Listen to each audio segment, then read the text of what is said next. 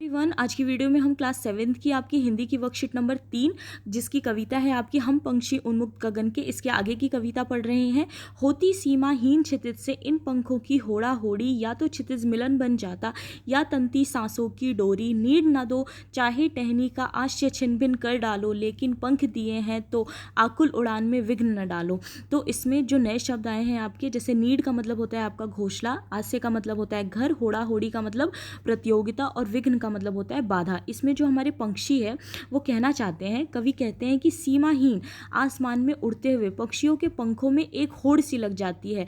वह आसमान की उस सीमा को छू लेना चाहते हैं जिसका कोई अंत नहीं है। तो पक्षी जो है हमारे, वो कभी भी बंद के यानी कि पिंजरे में नहीं रहना चाहते, वो पूरे आसमान में उड़ना चाहते हैं, एक छोर से दूसरे छोर जाना चाहते हैं। ठीक है, वह आसमान को छूने की इच्छा रखते हैं, चाहे फिर इसके लिए उन्हें अपने प्राण ही क्यों ना देने पड़े। तो पक्षी है क्योंकि उन्हें पंख मिले हैं, ठीक है, उड़ने की उनके अंदर इच्छा होती है, तो वो अपनी जान देकर भी उड़ना चाहते हैं, वो बंद नहीं रहना चाहते। पक्षी कहते हैं कि चाहे उन्हें घोंसला बनाने के लिए पेड़ की डाली ना दो, क्योंकि जो पक्षी होते हैं उन्हें रहने के लिए घर चाहिए होता है, जिसके लिए वो पेड़ों की डालियों से क्या करते हैं, घोंसला बनाते हैं। ठीक है, तो वो कहते हैं कि चाहे हमको घोंसला बनाने के लिए पेड़ की डाली मत दो, लेकिन हमें उड़ने से मत रोको। ठीक है, चाहे रहने का स्थान भी तोड़ डालो, परंतु भगवान ने हमें उड़ने के लिए पंख दिए हैं, तो हमारी उड़ान में किसी भी तरह की बाधा ना डालो। वो कहते हैं कि तुम्हें चाहे जो लेना है हमसे ले लो, लेकिन हमारे उड़ने की जो भावना है, या भगवान ने हमारे लिए जो पंख दिए हैं उसको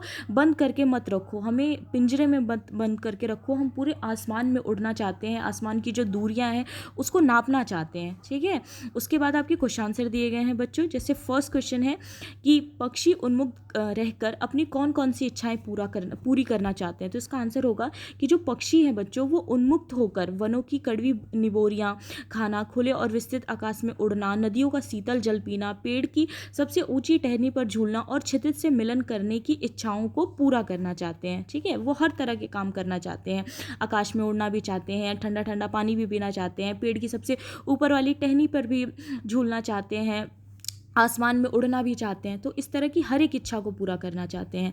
क्वेश्चन सेकंड है कि पक्षियों को पालना उचित है अथवा नहीं, अपने विचार लिखिए। तो इसका आंसर होगा कि मेरे अनुसार पक्षियों को पालना बिल्कुल भी उचित नहीं है। हमें पक्षियों को ऐसे बांध के नहीं रखना चाहिए, क्योंकि ईश्वर ने यानी भगवान ने उन्हें उड़ने के लिए पंख दिए हैं, तो हमें उन्हें बंधन में रखना सर्वथा अनुचित है। तो अगर हम उनको बंधन में रखें, बांध के रखें, तो ये गलत होगा, क्योंकि उन्हें उड़ने के लिए आकाश दिया गया है, उन्हें उड़ने के लिए पंख दिए गए हैं।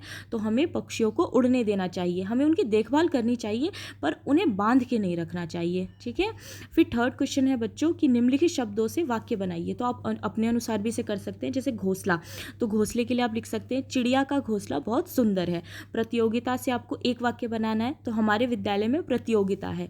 बाधा से हमारा कार्य बिना किसी बाधा के हो गया। घर से आपको एक वाक्य बनाना है, तो आप लिख सकते हैं कि हम सभी स्कूल से घर जा रहे हैं। ठीक है, उसके बाद नेक्स्ट क्वेश्चन नंबर 4 है, क्या आपने या आपकी जानकारी में किसी ने भी कोई पक्षी पाला है, उसकी देखरेख कैसे की जाती होगी, लिखिए। तो आप इसका आंसर लिखेंगे कि हाँ, मेरे एक पड़ोसी ने एक बार तोता पाला था, जो उसकी बहुत देखरेख करते थे, उसे समय समय पर दाना पानी देते थे, उसका पिंजरा साफ करते थे तथा उसका बहुत ख्याल रखते थे। ठीक है, तो अक्सर लोग पक्षी को पालते हैं और उसका ख्याल भी रखते हैं। तो ऐसे ही किसी एक का आपको उदाहरण लिखना है। ओके, तो ये थी आज की आपकी वर्कशीट। आई होप आपको अच्छी लगी हो। Thank you so much.